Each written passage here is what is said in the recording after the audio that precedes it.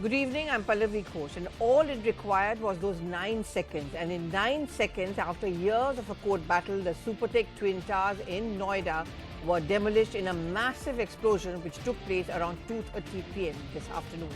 3,700 kgs of explosives were used to bring the two towers down, resulting in a sea of smoke and debris engulfing the area.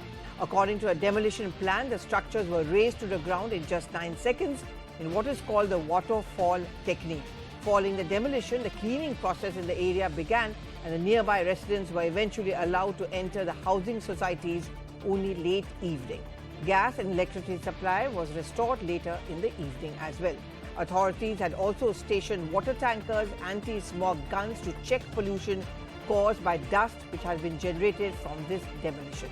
Nearly 80,000 tons of debris that authorities had earlier said will be generated from the demolition surrounding the area.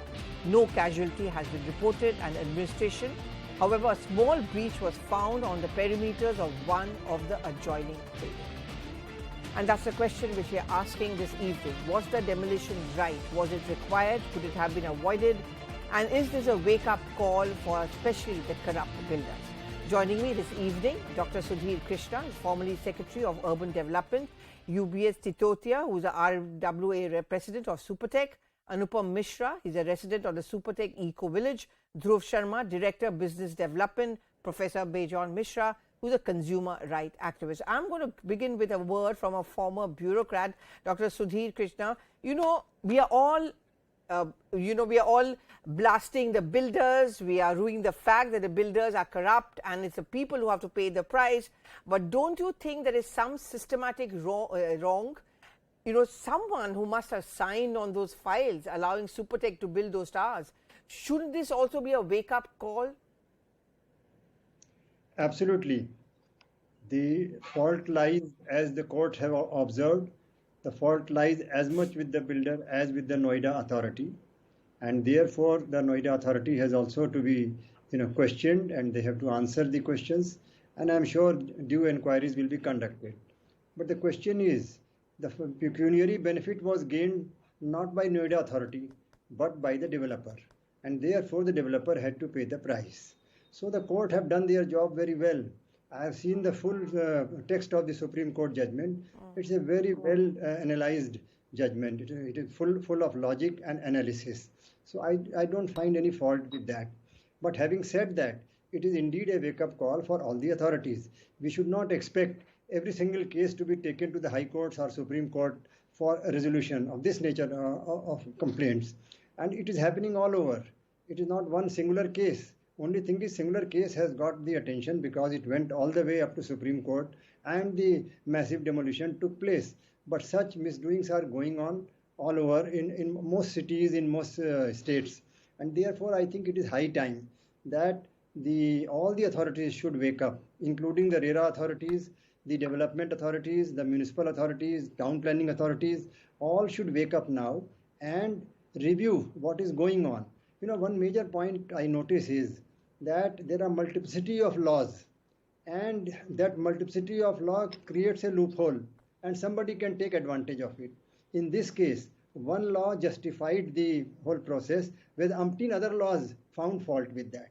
But people who took decision, they found solace that one law is allowing to approve all those developments, and they took shelter under that, even though that itself is also not fully correct. So therefore, the laws have to be integrated by the development authorities, and their bylaws and their regulations must incorporate all the available laws, and so that there is no chance of error. Okay. I'm going to get in a word from Mr. Anupam Mishra. He's a resident of the Supertech Eco Village. Mr. Mishra, I also live in Noida, and this is a common complaint of most of us who live particularly in Noida about unfinished projects, waiting endlessly for the registration process to take place. My society, for example, still was handed over to the MBCC, but the work is still going on. Do you get this sense, and correctly so, that at the end of the day, the ones who really end up paying the price are the people who are investing their hard-earned money, the residents? Builders get away, some of the bureaucrats also get away, but the residents end up paying a price. Yeah, see, end of the day, only we are paying, right? Because I know, we respect the decision of Supreme Court that what today happen, and this is really a history in our, judiciary system, that this, with the great decision by the Supreme Court, that my friend, that they are saying.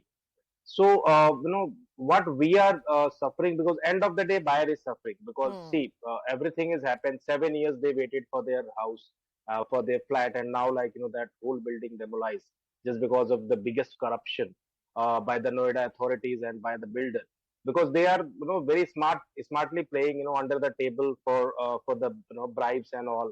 That I know that very very closely, because I am, from last 5 years we are also fighting in Eco Village 2, Supertech Eco Village 2, where the CMD is RK Arora. So we are also fighting, struggling from last 5 years for to get our, flat registry done. So what do they tell And you when you approach few of them? When you approach them, what do they tell you? they said, that, see, there is a different story, because here and there, because Noida, Greater Noida Authority saying that no, you need to approach to builder said no, you need to approach to Noida Authority. I mean what, as a resident, what is happening is that we are, roaming here and there, and nobody is going to listen, to be very frank, because Hmm. there is a, RERA is there, but I can say RERA is kind of, there is a one statement in Hindi that ये बिना कारतूस की बंदूक वाली condition है, right? So the RERA is the fact that which is like, the power, what the power is government giving to the RERA. This is totally, useless power. There's no point on that, because right now, we are struggling for our flat registry from last 5 years.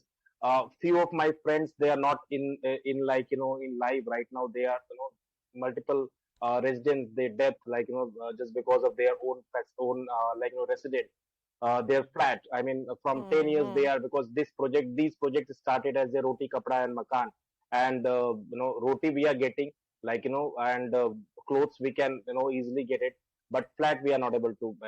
We are paying extra EMIs right now, just because of the registry. The people are paying 13% to 14% interest monthly basis. I mean, Yeah. that is the full And picture of the also there are many Noida and people Greater who are Noida also paying authorities. the EMI, and they're also having to pay a rent because the house is Yeah, just not ready. correct. And this And is they are where, not paying yeah. the housing result. Hmm. They are not Yeah. paying the even housing rate of interest. Housing rate of interest is 8.5 to 7.5. But what they are paying the personal loan interest. I mean, the if you are seeing the result, the 7.5 to 14%, this is totally it's a PL rate of interest, Okay. which is we are, born to pay because of Okay. our registry, Hmm. because Okay. of I'm the just going to flat get that in we a are not word.